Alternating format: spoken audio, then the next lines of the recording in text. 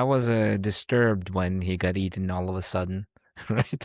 That was pretty brutal. So it makes me think that the person or the creature that picked up the camera was probably the pirate Clark, and then because later on when Mary Klein goes into the back rooms for the first time and she encounters him, there are drawings of that pirate, and then he Mm. says once the light starts flickering and we hear the sound of the monster coming up, he says, "Hey, don't worry, it's only me. It's only me. You know me."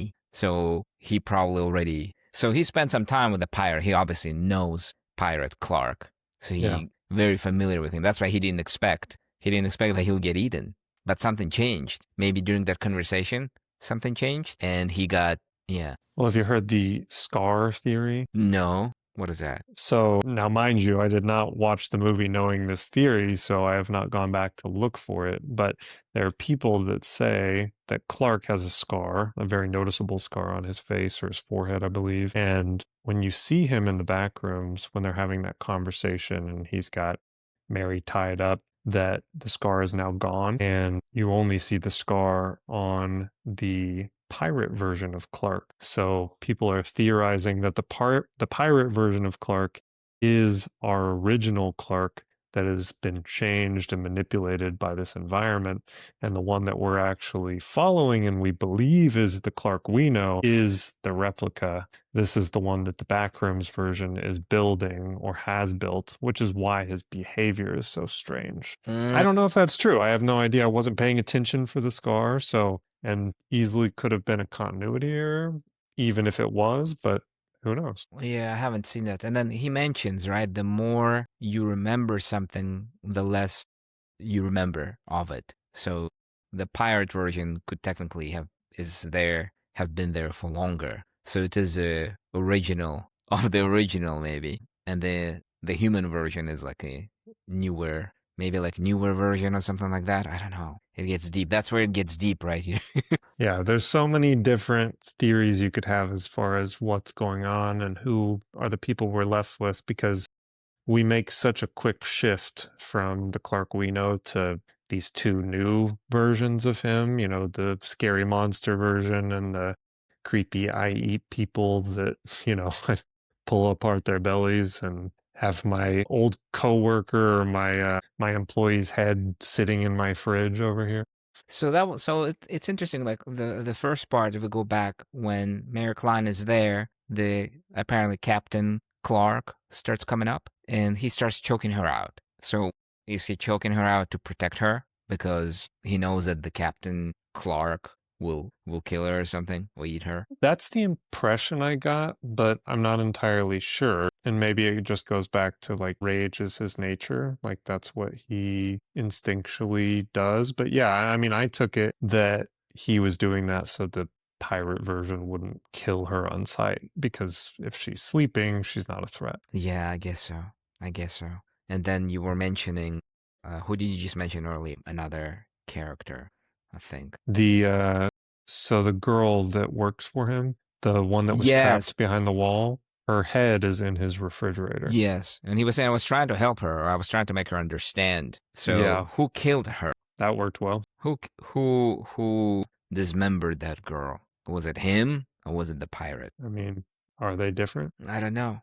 I don't know. Maybe the But pirate's just his real self. I think it's him. I think it's him, not the pirate, but the human form, because he's the one that has a knife. He's operating a knife. Well, and when you get back to the wife situation where we see her in the corner, and when the pirate version comes in, she immediately bolts for the door. Or Yes. she bolts for the wall, technically. And I think that's just even more proof that this is that piece of him, at least the manifestation of his anger and his rage. And that's why she's afraid of him, because this who she's seen when she's scared. Like this is the person who chases her. And that also could be just how do I say? They show you how it was in the past, right? In the past, she would always be in fear of him coming over, being drunk, being enraged, and she's running away, emotionally or spiritually, something like that. That was creepy. And then I saw that she was watching. She was actually, I think they showed her still watching the Clark's wife or the red mannequin girl up until the point where he got eaten by the pirate. Mhm.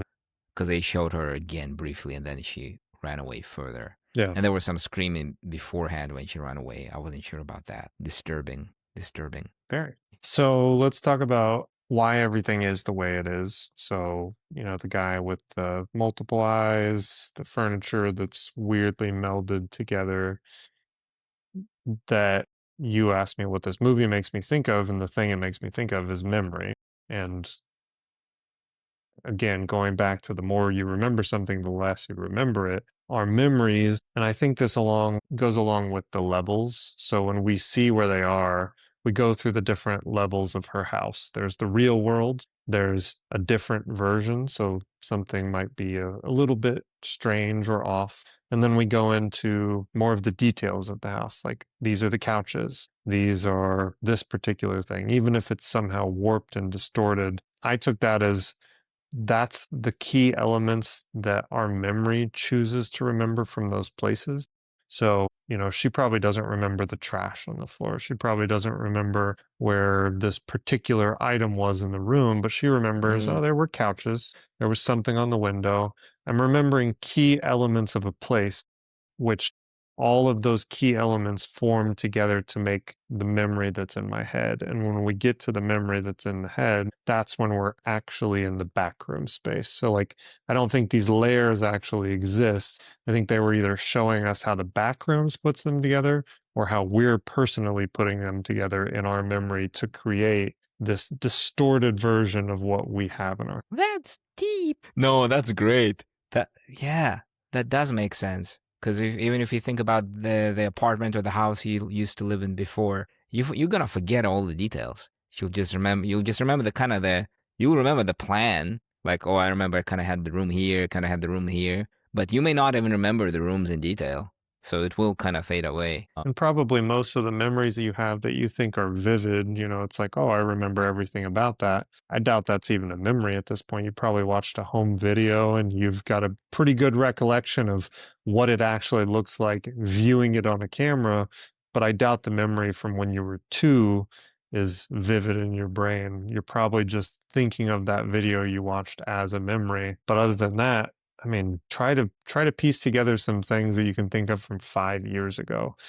Put yourself in a place you were and try to remember details of that room you were in, or those people you talked to, or how their faces look. I mean, sometimes I have difficulty remembering the face of a person I just met the other day, especially if it's like a new person. You just kind of remember the emotions. You remember if you like the person, but you may not remember their face. Yeah. Right? Maybe you don't Yeah. remember what their eyes look like, and that's why the guy has, numerous sets of eyes. It's like you're trying to recall what they look like, and you're like, hey, maybe they were green, maybe they were, a little bit more bulgy. Maybe she had a weird, facial deformity. How did it look? What was off about it? It's like all of these things create this memory, but they're all some sort of weird distortion of what the actual thing was. You mentioned a cool thing that I then watched again. So Clark leaves her a message, right? He actually leaves her a message. He says, I'm Hmm. not coming back. Yeah. Then she goes to the store and she has a ponytail. And then A she doesn't. ponytail jacket. I don't remember the jacket. I just saw the ponytail. Yes, and I missed this. I heard it from something else that I was watching or reading, that there is this maybe continuity error, maybe there's something intentional, and that's something we're supposed to be seeing. So what did you take from that scene? How do you think that could be construed as being something else? So it's interesting because she has a ponytail. She goes down the stairs. She still has a ponytail. She looks at the whiteboard, one of those classroom whiteboards where Mm, he wrote down the plan. She still has a ponytail. And then more about the room is shown. She hasn't went through the back through the gate, through the taped gate into the back room, mhm, but her hair changes before she even enters. So, and that room also had those symbols, or how do you call them? The ones that make noise, the wind chimes. uh-huh, How do you wind call them? chimes. So Were now that those room has in the wind chimes. first No, they weren't in the beginning. They weren't when Clark was there showing it to an electrician. They only, Really? yeah, they weren't for sure. That room was like, nothing was on the ceiling. Did we see wind chimes in anyone's past? Do you recall seeing wind chimes like I on don't her old remember. house, maybe? I don't remember. And they were like stuck to those panels, right? Yeah, it At was the top of weird. the I remember ceiling. the wind chimes being a weird thing for that room to have. So that And would lead me to her hair think, changed before she went through the door, even before she approached the door. It just kind of changed right then and there randomly. So is it a continuity error or is there like a real reason for it? well, maybe this is the first, let's say the layering is a thing and that's not, a memory or a creation. Maybe this is the second layer. So I don't really remember how her hair looked like on the first. I think it was in a ponytail or She no, had it a was ponytail.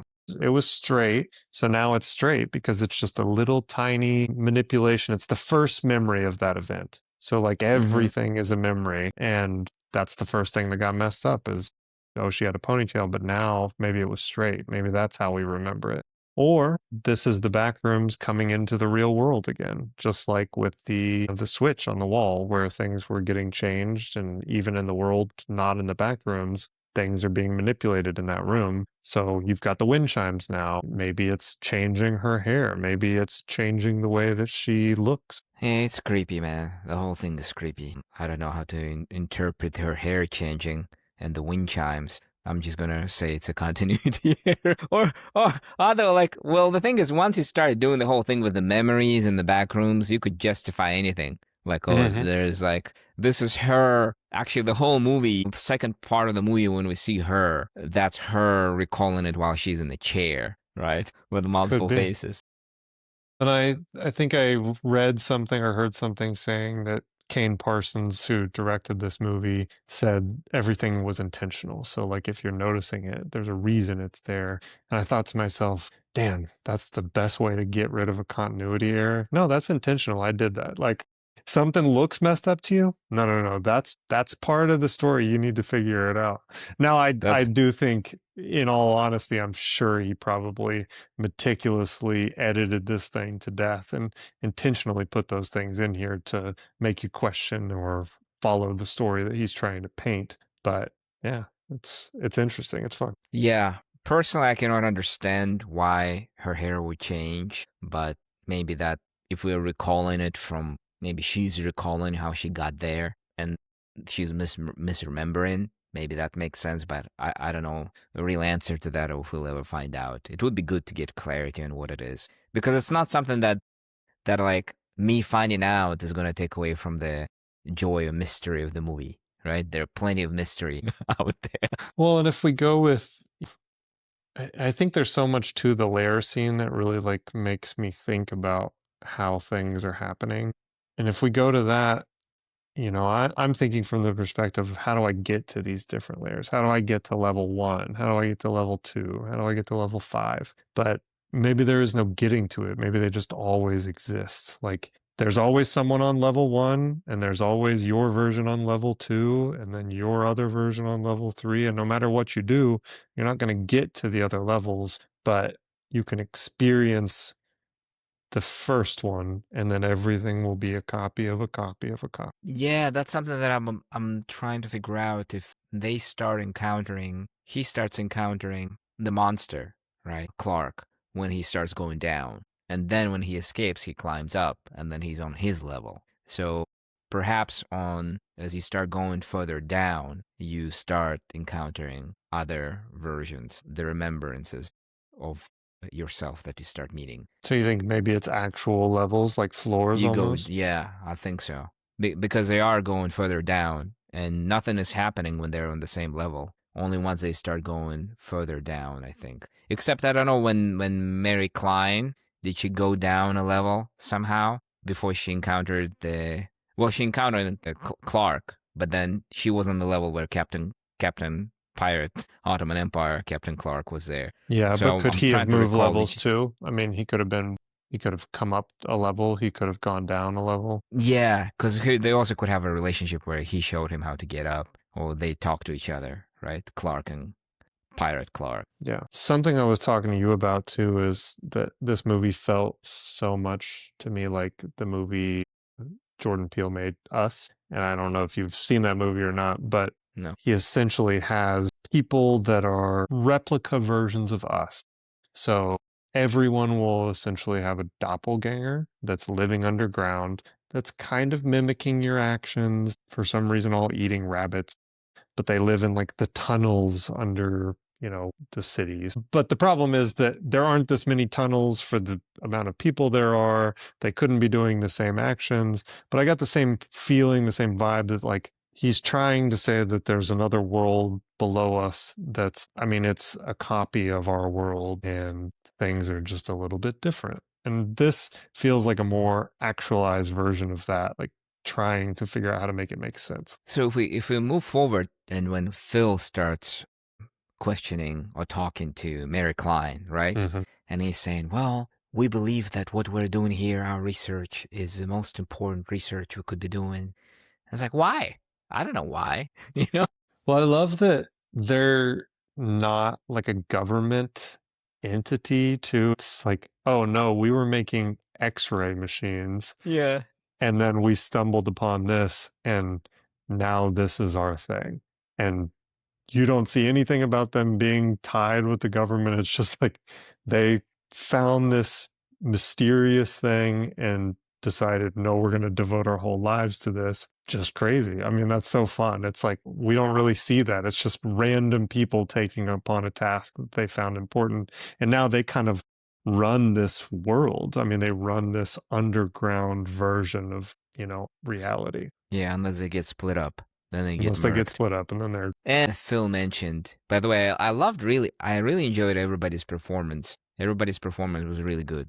Phil's too. I Oh, liked yeah. Phil's performance. He was really good. But he was saying there are more gates or more entrances are opening to the back Mm-hmm. rooms. So we assume that Phil, obviously, he's in the reality, right? He's in real reality and he's exploring the back rooms actively. That's his job, right? To go and explore. So, and he's able to get in and get out without any repercussions. At least that's how it's shown, Yeah. right? When they're doing the interrogation, are they in the real world or are they in the back rooms? That part I don't know exactly. I do know that at the end when they reveal the Klein, that she's on the chair with multiple faces stacked, she's in that same room where she was being interrogated. So it's the same exact room, but I don't know why she remembers that. Whether they just left her there. Maybe the whole thing was a dream, but I'd like to think that there is more. I'd like to think that there's a reality aspect to it, right? Otherwise, everything is a dream. So I would like to think that Phil and what he's trying to research is a real thing. So they are trying to get real information from her, Mm-hmm. and they just don't let her exit